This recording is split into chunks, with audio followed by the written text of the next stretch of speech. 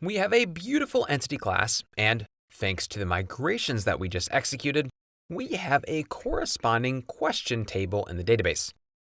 Time to insert some data. One of the key philosophies of Doctrine is that it doesn't want you to think about tables and columns. Doctrine wants you to think about classes and properties. And then leave all of the details of saving and querying to a database table up to it to worry about. So instead of asking, how can I insert a new row in the question table? We need to think, let's create a question object, populate it with data, and then ask Doctrine to save it. To play with all of this, let's add a new, sort of fake page, /questions/new. When we go there, I want a new question to be added to the database. Open up source controller questioncontroller.php, which already holds the home page and show page. At the bottom, add public function, and let's call it new. Above, say @route with /questions/new. To keep things simple, return a new response, the one from HTTP Foundation, with time for some Doctrine magic. There's no Doctrine logic yet, but this should work. At the browser, hit enter, and whoa, it doesn't work. There's no error, but this is not the page we expected. It looks like the question show page. And in fact, if you look down on the web debug toolbar, yeah, the route is app_question_show. The problem is that the URL /question/new does match this route. It looks like new is the slug. Routes match from top to bottom, and Symfony stops as soon as it finds the first matching route. So the easiest fix is just to move the more specific route above this one. This doesn't happen too often, but this is how I handle it. Now when we go refresh, got it. Okay, time to work. Eventually, in a future tutorial, this page will render a form where the user can fill out all the information about their question. When they submit, we will save that question to the database, but we're not going to talk about Symfony forms yet. Instead, let's fake it inside the controller. Let's create a question object, set some hard-coded data on it, and ask Doctrine to save it. And because there is nothing special about our entity class, instantiating it looks exactly like you would expect. Question equals new question. And I'll autocomplete this so that PHP Storm adds the question use statement. Next, call question arrow set name, missing pants, an unfortunate magical side effect of an incorrect spell, and arrow set slug, missing dash pants, with a random number at the end so that each one is unique.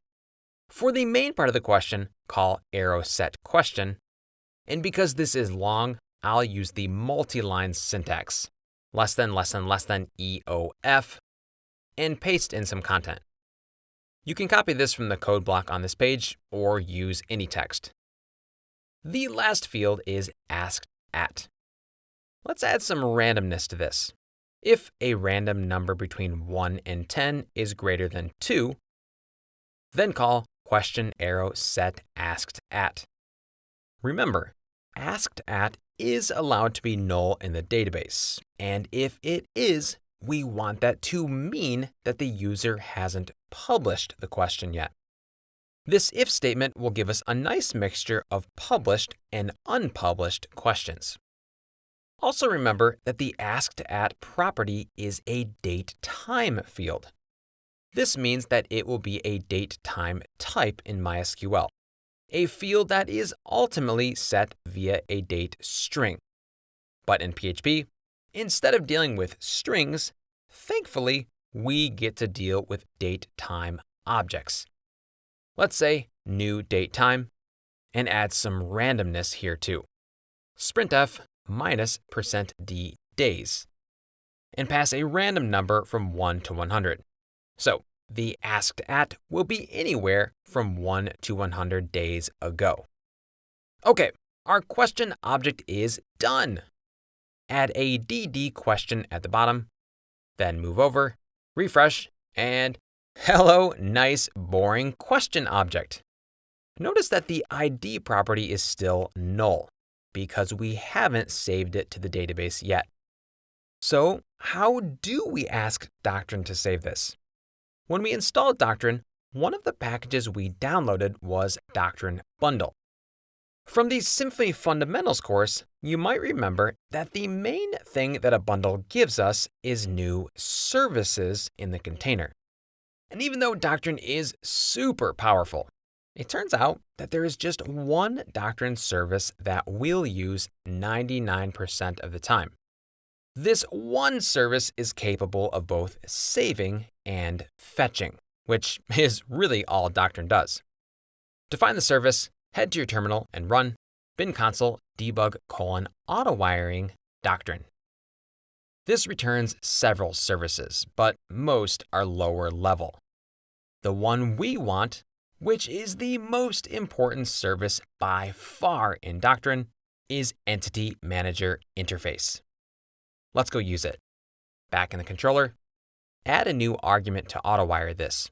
Entity Manager Interface, Entity Manager. Below, remove the DD. How do we save?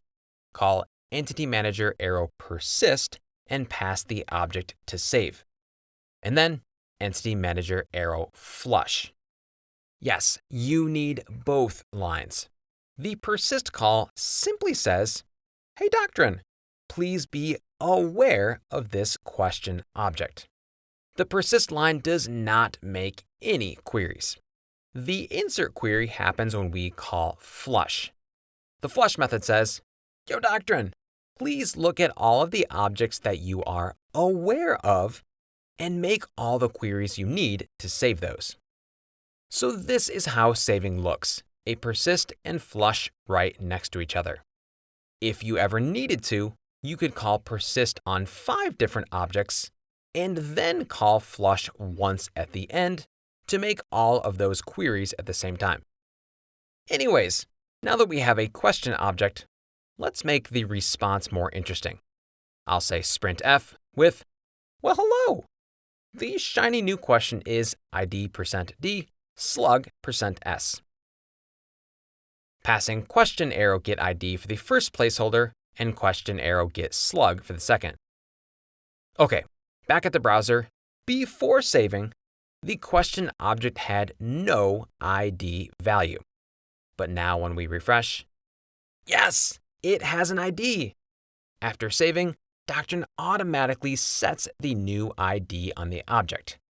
We can refresh over and over again to add more and more question rows to the table. Let's go see them. If you ever want to make a query to see something, Doctrine has a handy bin console command for that. Symfony console, Doctrine query SQL, select star from question. And yes, here's a dump of the 8 rows in the table. Next, we know how to save, so how can we query to fetch data?